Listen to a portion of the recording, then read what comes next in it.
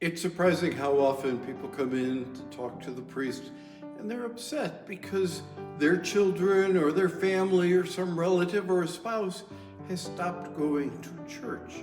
And they kind of beat themselves up saying, what did I do wrong? Did I not catechize them enough, train them enough? Did I not example enough?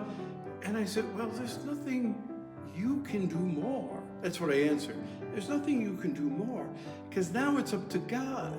Because what you can do is you're teaching the faith, the catechetical faith, the content of the faith. But it's up to God to make it a living faith.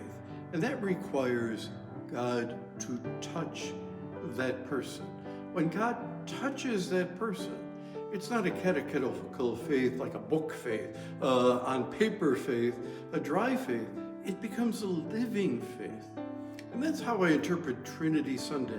Trinity Sunday is about the touch of God. And it depends on what we've got going in our life, how God touches us.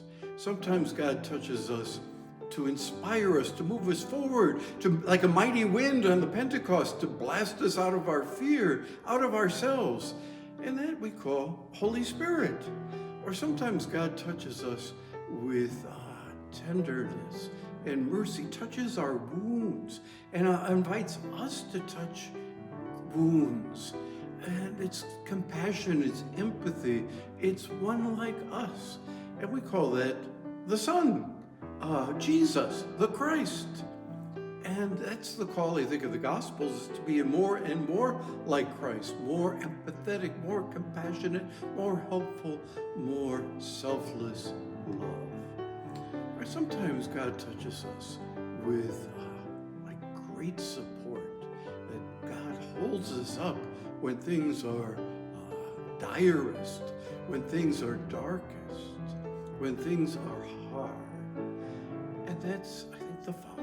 That's the touch of the Father. Yeah, people could say, well, that's just modalism.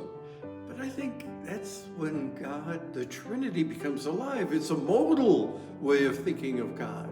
It's God touching us and God then inspiring us, turning us from paper faith, dry faith, to living faith. And we move forward from there. There's a quotation from St. Therese of Lisieux, Carmelite, about 100 years ago. Her autobiography is called Story of a Soul.